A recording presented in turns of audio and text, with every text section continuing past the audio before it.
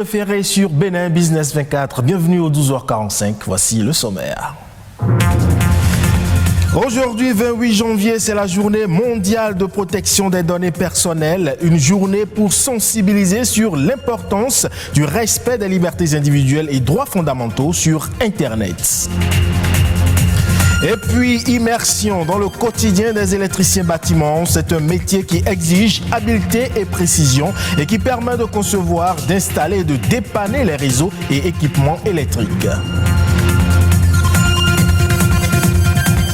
Enfin, transpiration, mauvaise haleine, odeur de pieds et de mains. Les odeurs corporelles sont considérées comme incommodantes. Heureusement, des astuces et remèdes de grand-mère peuvent aider à éviter ce désagrément.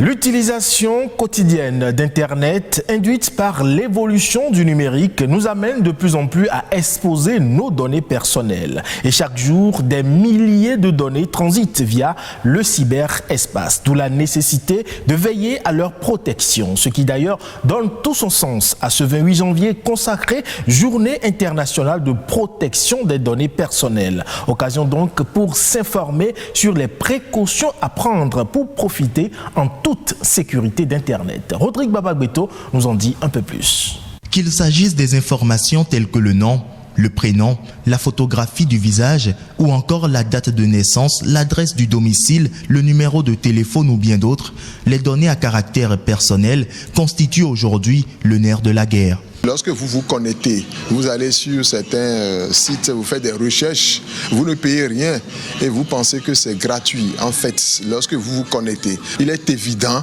que celui qui prête le service en tire également un profit. Le profit, ce sont vos données. On remarque que les utilisateurs prennent beaucoup de risques. On vous pose des questions, vous répondez. Comment vous appelez? Quelle est votre adresse? Quel est votre souci? On vous pose beaucoup de questions, vous répondez.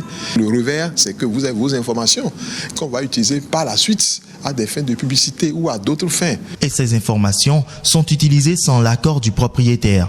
Bien gérer ces données est donc un impératif. Ne pas le faire a des enjeux d'ordre financier, économique, mais aussi réputationnel pour les personnes physiques, les entreprises et les gouvernants ne sont pas du reste. Notre autorité travaille avec les administrations.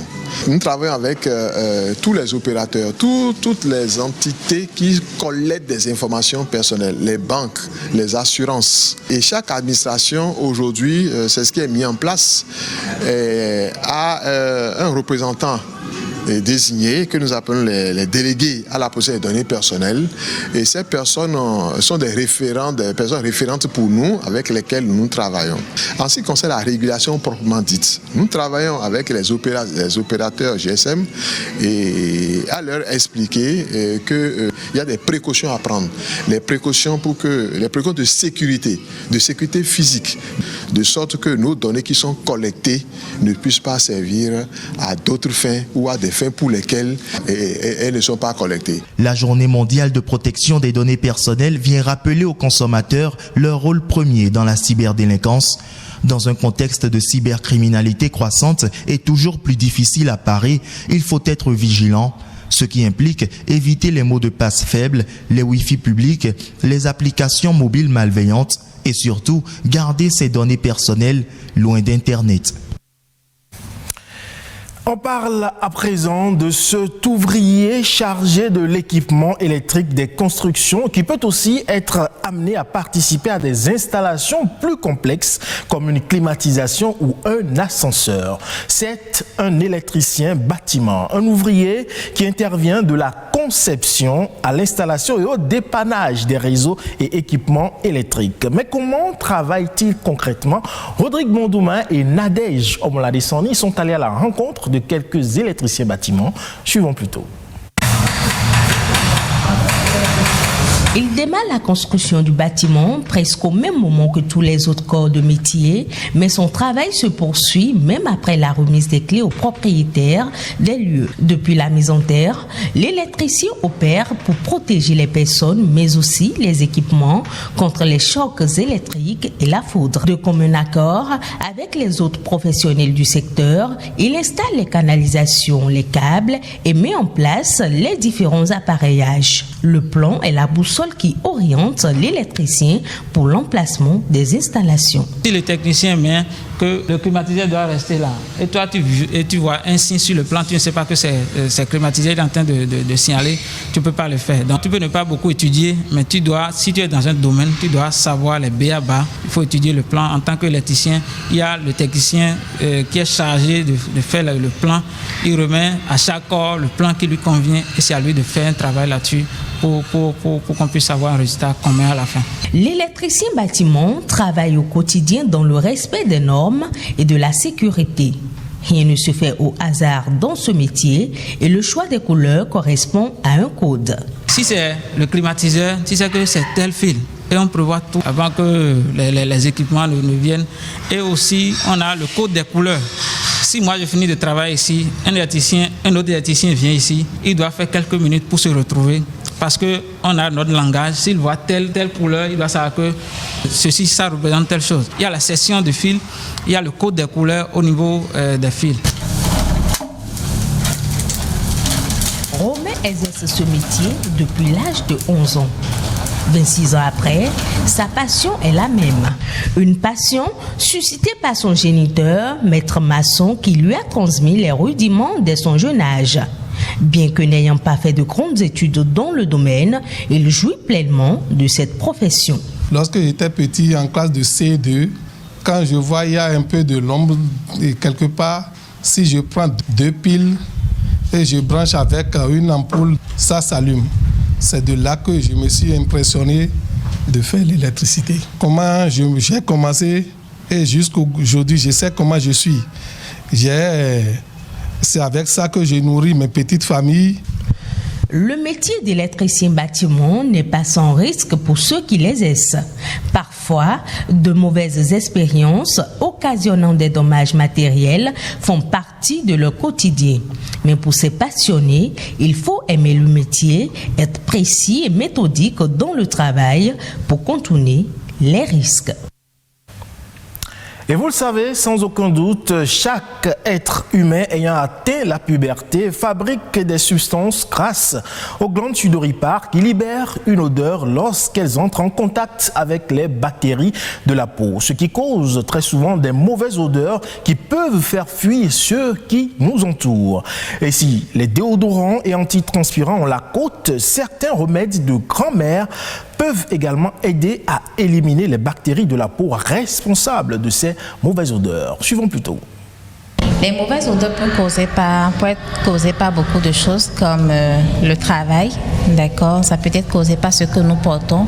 Ça peut être également causé par l'hygiène corporelle habituelle. Lorsque vous êtes au bureau et que vous constatez que vous dégagez déjà, vous avez la chance de sentir vous-même que vous dégagez déjà ces mauvaises odeurs. Vous pouvez avoir dans votre petit sac soit des déodorants anti-odeur.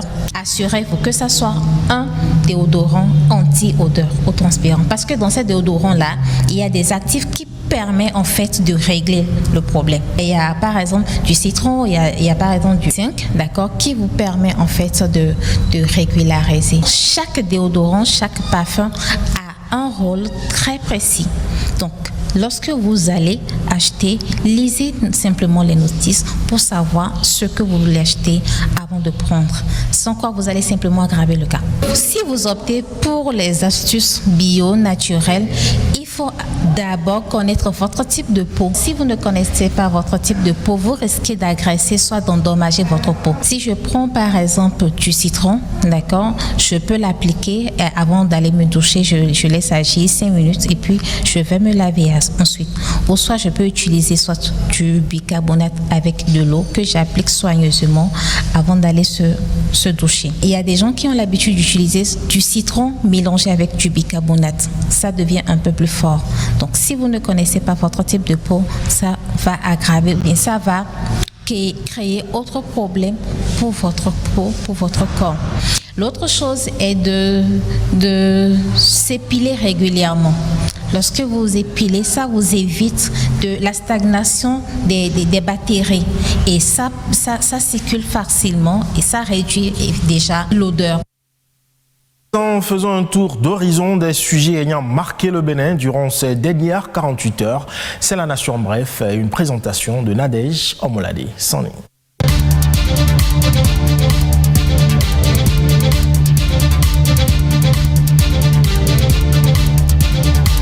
18 milliards de francs CFA, c'est le don que le Japon offre au Bénin pour la construction de l'échangeur de Vedoko. Mardi dernier, l'ambassadeur du Japon près le Bénin et le ministre des Affaires étrangères ont procédé aux échanges de notes, de signatures et d'accords relatifs à 2 projets au Bénin.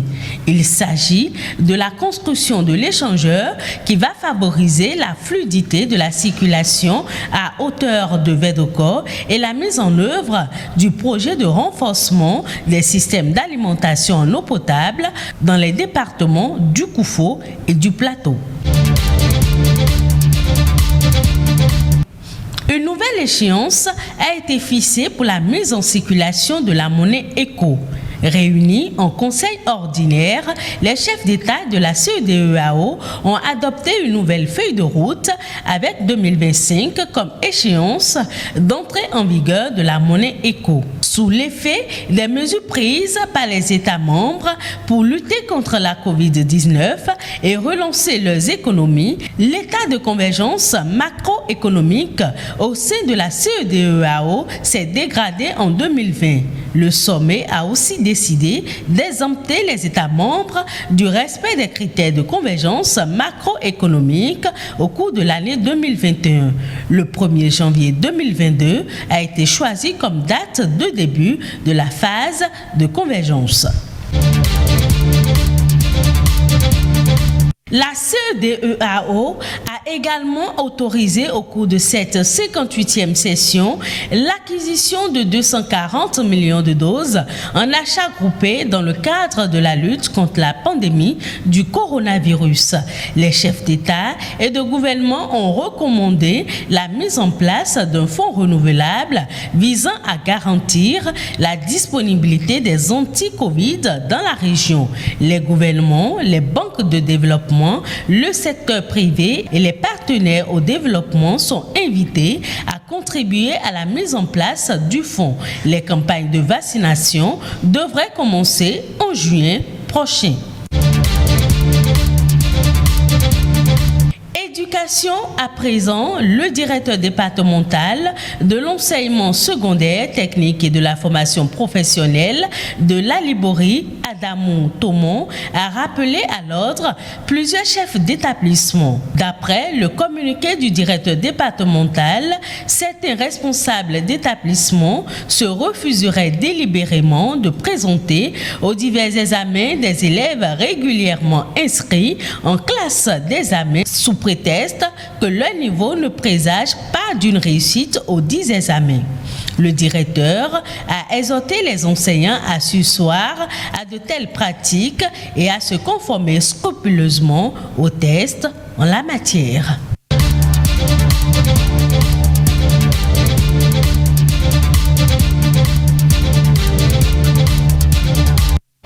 Et voilà donc qui met un terme à ce 12h45. Merci pour votre aimable attention. Vous pouvez retrouver cette édition sur le site de l'ORTB, www.ortb.bj. Portez-vous bien et à la prochaine.